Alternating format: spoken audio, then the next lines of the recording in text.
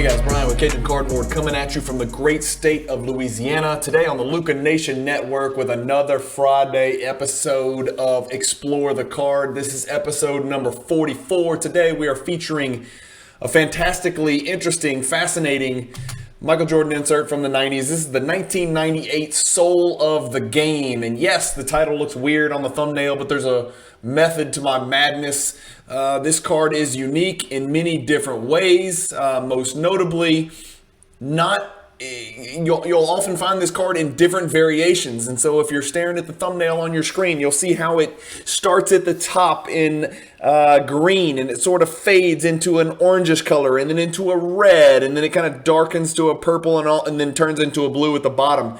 You can actually find this card in many different variations and many different color orders. And so you could have 5 PSA 10s and none of the 5 PSA 10s look alike. And the same can be said for any other grades as well.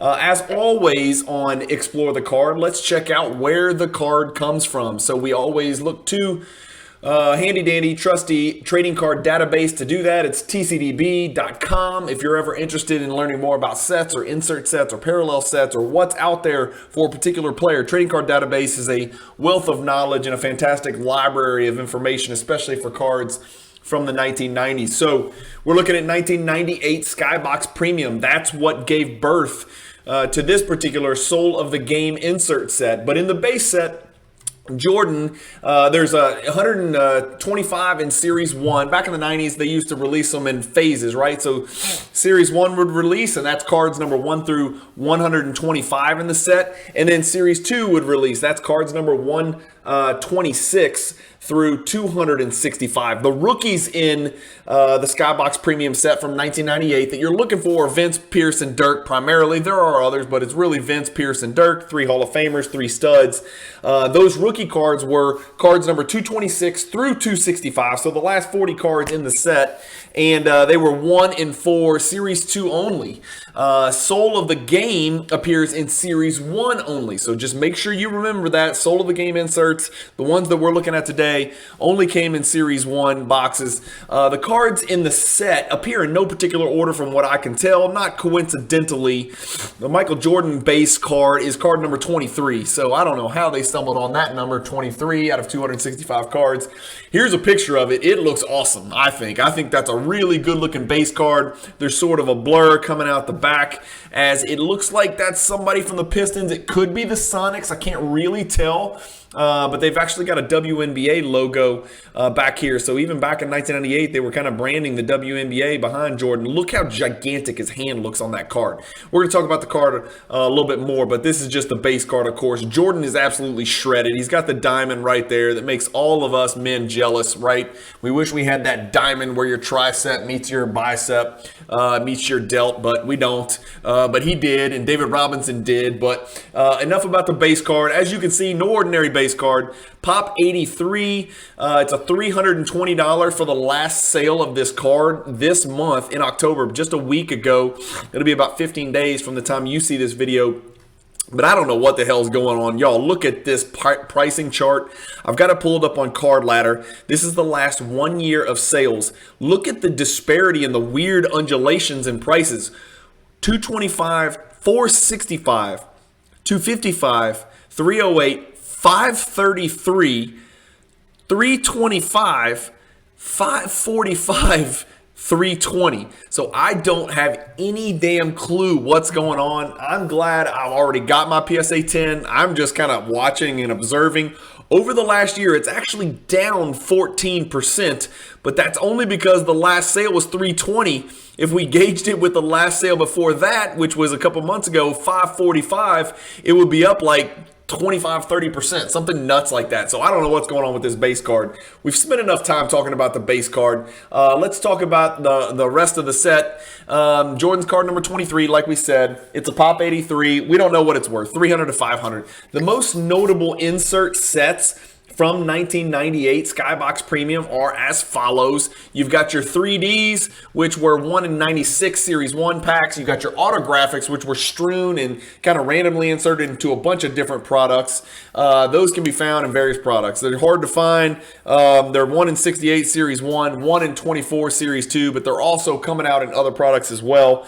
You've got your Intimidation Nation, which is one of the big boys. You've got your Net set. You've got Slam Funk. You've got Soul of the Game. And then you've got the very highly sought after and super rare, That's Jam. The parallel set from 1998 Skybox Premium is the Star Rubies. Some of you guys may be familiar with those. Really beautiful cards.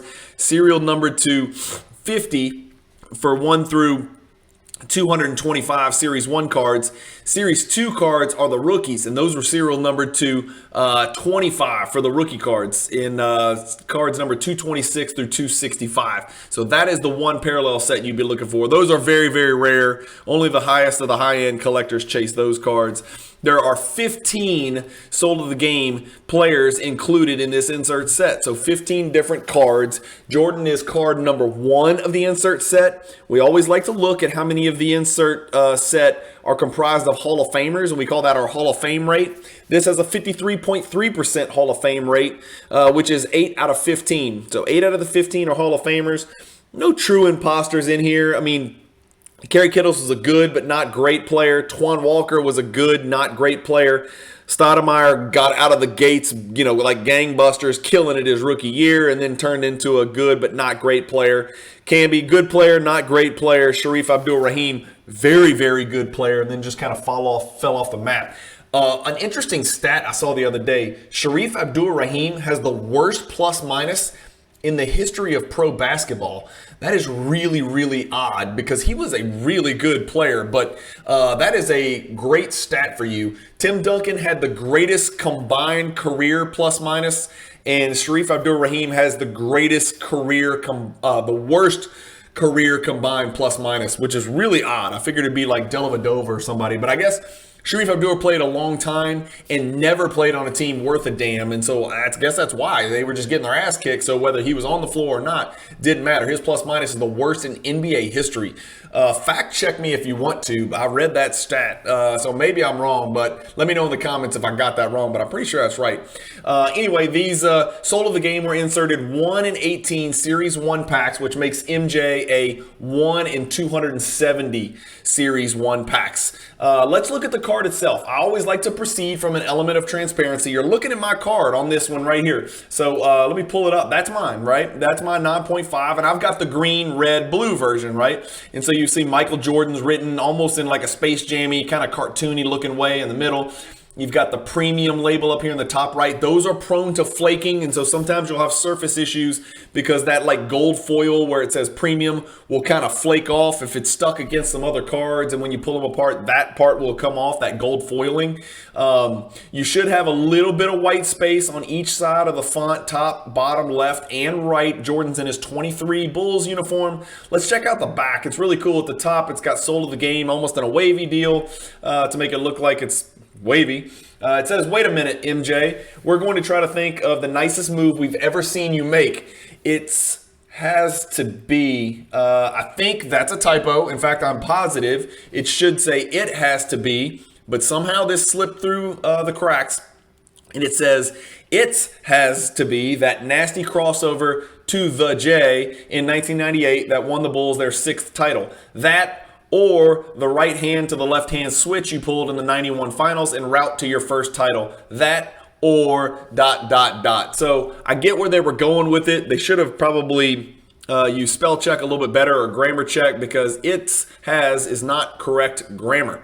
But that's what the card looks like. Again, I'm not an artist, and so I don't spend a lot of time. Jordan's mouth is agape. His tongue is not out, but it looks like he's going up probably to dunk that ball, turn it over. But again, even on this card, his hands are gigantic. Of course, the back features MJ with his Black Bulls 23 uniform as well. But that's what the card looks like. That's my card. I'm hyping my card. I'm hyping this card, generally speaking. Like I said, I'm going to hype every single Jordan card that I feature on one of these. It just so happens that I own this one. So deal with it. It's my channel. It's my card. And again, it's not the most valuable card in the world, but it's a quad gem. So it's a little bit better than most of the other 80 BGS 9.5 gems. So let's give the people what they want. The people want to see the pops and the prices and see what's gone on with this card throughout history. And so we've got it pulled up. I've got Soul of the Game pulled up somewhere. There he is right there. So there's the card again. This one looks a little bit different than my card, but that's what it looks like. Look at the history of this card. Nothing to see here, nothing to see here. And then just an absolute run up and explosion. Of course, that started in 2019. And then the card corrected after that bubble down here in March of this year at 4,000. And then guys, you are not going to believe this, and gals, the last one sold for $7,500. That is a $3,420 jump from the last sale in March. So in the last 5 months, the card jumped a massive, massive amount. Let's see where that sale took place. It took place on the PWCC Weekly. Again, it's only a pop 55. Let's get our chart back up here. The things that stand out to me on this chart, as you can see, the gem rate's not crazy, right? Sometimes we see gem rates of 3 or 5 or 8 or whatever. It's a gem rate of 15% for PSA. It's 23% for BGS 9.5. Interestingly enough, about the same number have been graded by PSA and BGS 9.5. But I want to direct your attention to the very far right column where we measure how much the population of the card in each grade has increased since April of last year. So about 18 months ago, the PSA 10 has gone up 7. The BGS 9.5 has gone up 4, right? That's not a huge disparity. There's really not much to that. But look at the PSA 9 and the BGS 9. 82 PSA 9s have been added to the pop report. Almost half of the total population of PSA 9s have been added in the last 18 to 19 months, but only 17 BGS 9s have been added to the pop report. What that tells me is people are running this one up the PSA flagpole. People are grading this particular Soul of the Game card recently with PSA to the exclusion of BGS for whatever reason. My guess is the last PSA 10 sold for $7,500 and the last BGS 9.5 sold for only $1,200. You heard that right. That's a 6x, more than a 6x disparity. Multiply 1,200 by 6, you get 7,200. The last PSA 10 sold for more than that. Was that last PSA 10 sale an anomaly? I think it might be, but it did sell for $6,250, in November of last year. So I don't know. I'd like to see where the next one sells, to be quite honest with you. But that's our pop report, and that's our table. 6x for the PSA 10 over the BGS 9.5. That seems like too much. That's almost like Jordan BGS 9.5 Fleer rookie card versus PSA 10 Fleer rookie card type differences. And the pop is really not that different. So that seems like a huge disparity to me. Doesn't seem right. It means one of two things. Either the last PSA 10 sold was an anomaly and way too much, or the last BGS 9.5 that sold for $1,200 is just not enough. It's one of those deals where we're always wrestling with that, right? And so there's what's happened over the last, let's do the last year. That's what the BGS 9.5 has done over the last year, down 51%. But if we look at the PSA 10 over the last year, you're going to see a monster growth, 20%, right? And that's with that dip here where people were correcting that 2021 bubble. So I don't know. You guys figure it out. I'm not here to give investment advice on these cards, but I can tell you this. If you're going to give me 6 BGS 9.5s, I'm going to take 6 BGS 9.5s, especially if they're quad gem or gem plus, over a PSA 10. I just am. I don't care what color what order the colors come in, top to bottom. But looking back at our chart, let's pull it up again. The other thing that stands out, is that the highest sale ever for a PSA 10 was that last sale a few days ago. And the highest sale ever of a BGS 9.5 was 3x the last sale. So that's just a weird kind of push and pull between those two gem mint grades, between the two big companies. As far as the PSA 9 and the BGS 9, the highest sale was almost exactly double the last sale for both of those mint grades. You'll see a lot of PSA 9s have been selling. I'm guessing it's a lot of those people. You saw the pop went up 82 over the last 18 months. My guess is a lot of those people took a shot at a 10, didn't get it. They might have cracked a resub, got a 9 again, and then they're probably trying to move off those 9s. There's 182 9s and 148 BGS 9s, so it's not that rare of a card. Remember, the pack odds, I know it sounds high, 1 in 270, but by Jordan insert standards, that is not really difficult pack odds, and so they're out there. And that's why you see, over 100 have been added to the Pop Report in mint or better condition just with these two grading companies. That's not counting CSG or SGC or any of those guys. So not the rarest card in the world. We'll talk a little bit more about that as we keep going. There are no BGS 10s. There are no BGS 10 black labels, although that would look really, really cool. The combined gem population, I like that to be under 100. That's what makes these cards rare. It's not. It's 135. And remember, 11 have been added, so a little less than 10% have been added just in the last 18 to 19 months. My guess is there's probably more out there. That pop rate, growth will continue a little bit. Obviously, it will level off. It won't be, a 9% growth in pop rate every 2 years ad infinitum. It's just not going to happen. But they're out there. It's not the rarest card in the world. Combined, how many gems have sold in the last 6 months? 6 have sold in the last 6 months, but 5 of those, remember, are BGS 9.5, and that might have led to that big whopping $7,500 sale that we saw on the PWCC weekly auction because, somebody was looking for it and they couldn't find the damn card. So maybe they stretched. What's available on eBay? I want this card. I want to put one of these cards in my collection. What can I do? When you search 1998 sold game Jordan, I don't need you get 22 results. Some of these are going to be skewed, but you'll see raws. You'll see a 10 here. Okay, there you go. So we're about to have our second 10. It's 5 days. I'm filming this on Sunday night. This is probably going to be ending Saturday at 7:12 p.m. is what the screen says. And so if you watch this video and you want the card in a PSA 10 and you don't want to pay $7,500, go hit that button right here. In fact, I'll hit it on mine. I want to see what this one sells for. That's a PSA 10 that's going to sell. I haven't looked at it to vet the seller or anything. I guess we can go ahead and do that since there's a PSA 10 that's at auction. You got a steal. 44,000 sales. I'd have to look a lot closer to make sure it's not a hacked account. I don't know if it is. I would also obviously run the serial number. So guys, do your research when you're buying on eBay. Sometimes when you see 40,000 sales and you go look at what they've sold, it's like nuts and bolts and like wrenches and weird crap like that. So pay really close attention. Make sure it's legit. Again, you got the authenticity guarantee. So sometimes those people are trying to get you to do deals offline and then they screw you over. So just be wary of all that. We got a PSA 9, PSA 10, another PSA 10. Obviously, $11,000 we know is too much. Since you've watched this Explore the Card episode number 44, you're not going to hit the buy it now on that one. 8s, 7s, 8s, 9s, 9s, raw 9s, 10s. Here's a 10 for $79.99. No offers. That's $400 over. Instant equity, really, I don't understand. Maybe you could explain that. Why is that instant equity? I don't know. It is what it is.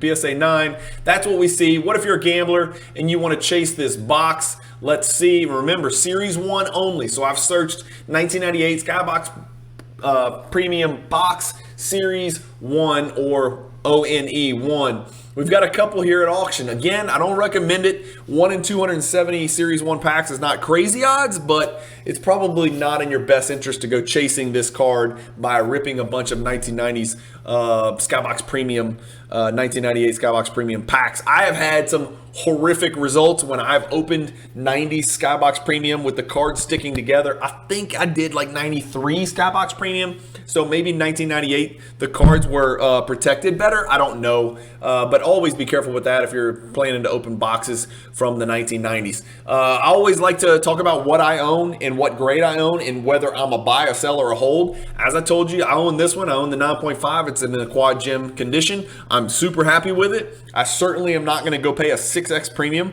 for a PSA 10 if that's what it sells for. I'm going to take a look at that one that sells on eBay. I have no interest whatsoever in upgrading to that card because even a PSA 10, it's a pop 50. It's just not rare enough for me, to be quite honest with you. I know that sounds low by ultra modern standards, but I'm happy with my 9.5. I'd honestly consider, if they're selling for $1,200, I didn't even know this until I started filming this video and doing the research to put this out there for you guys on the Luca Nation Network.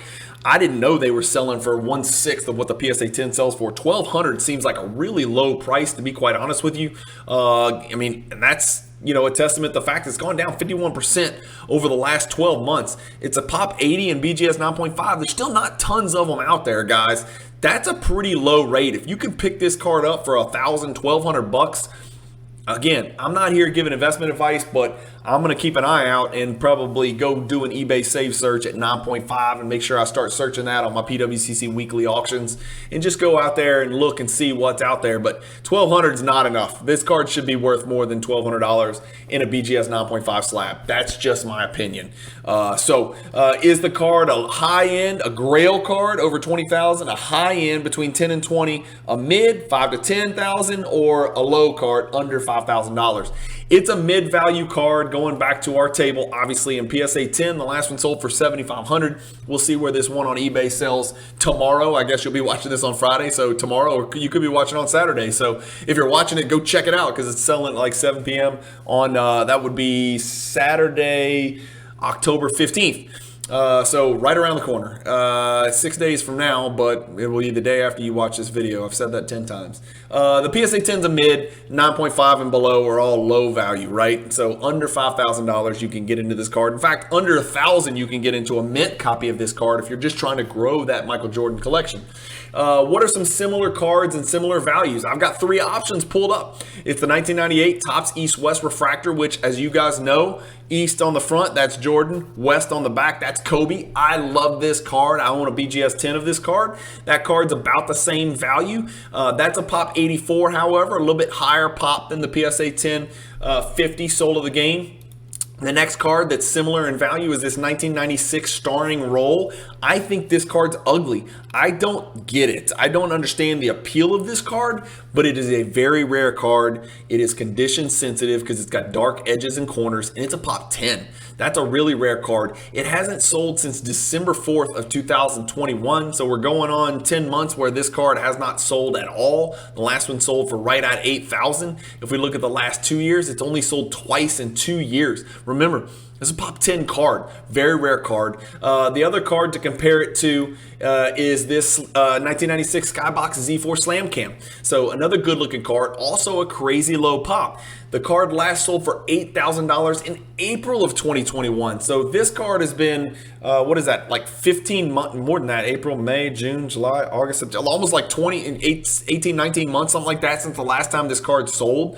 That's a long time ago. The grade ratio value, which Card Ladder uses, they try to attempt to estimate the value of the PSA 10 based on the sales prices of the PSA 9 of the same card, or the 9.5 BGS. They come up with 2,400, but the Card Ladder value and the last sold was 8,000. So go figure. Again, these are just kind of helpful tools you can look at, but use your brain. Don't just look at that and assume the card's worth $8,000, although that is what it sold for in April of 2021. But guys, remember what was going on right at March or April of 2021. Everything was setting all-time highs, historical highs. I assure you that $8,000 sales price, and I can go pull it up, is definitely the highest this card's ever sold for in history. And there you go. That's where it's at. So don't pay $8,000 for this card for sure. Anyway, that's not what we're here to talk about. We're talking about soul of the game and how it compares to these 4 cards. What order would I select if I was choosing between these 4 cards? I would take the Slam Cam first. It's a pop 17. I like this card the most out of those cards. I just do. I love the Z-Force product, and I like the look of this card, and it's a low pop card, so I'm picking that card first. I'm going to take the Starring Roll, even though it's ugly, because it's a pop 10. It's one of those deals where, the supply would drive my need to buy this card because I don't know the next time I'll see one. We saw only 2 of them sold in the last year. And then I would take the East-West Refractor, believe it or not, because I just think this card is going to be extremely important long-term. Jordan front, Kobe back. It's a refractor, and it's in gem condition. And I think that the pop on this card is probably not going to go up as much over the coming years as the pop on our Soul of the Game card that we're looking at today in this video. So I would take Soul of the Game last, to be quite honest with you, in PSA 10, and take those other cards in that order as we discussed. On the Cajun Cardboard Jordan card relevance scale, I give this card a square 6 out of 10. It's not the most rare. It's not the toughest pack odds. You can get about 1 a month in gem mint condition, although though BGS 9.5 is easier to get. It's in that low value, so it's affordable, around $1,000, $1,500 for a BGS 9.5. Yeah, you got to pay out the butt for a PSA 10, but keep an eye on it. I think it might come down. I don't think this next one's going to sell for $7,500 in my opinion.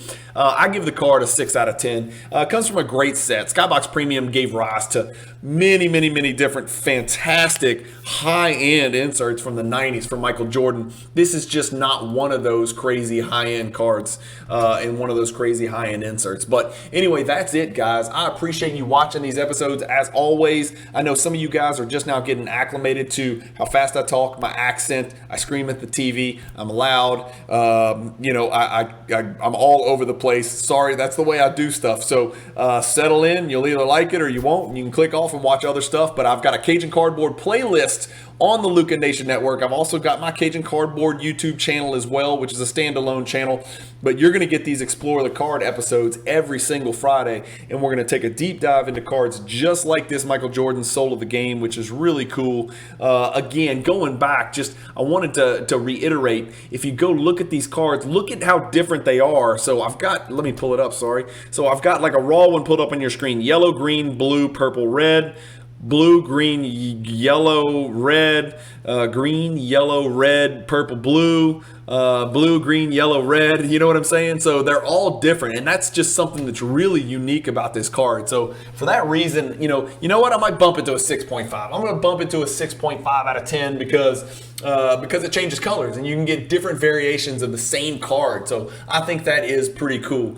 Anyway, thank you guys for watching. As always, keep collecting. Stay positive in the hobby. NBA opening night is right around the corner. It's the best time of the year. It's like Christmas in October. Trick-or-treating, NBA basketball, fantasy basketball, card prices going up, prospecting all over the place.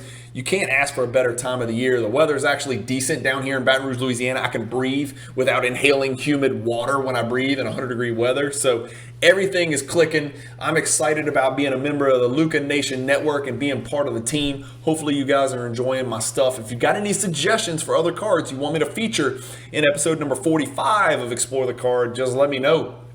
Anyway, thank you guys for watching. Keep collecting. Stay positive in the hobby, and peace.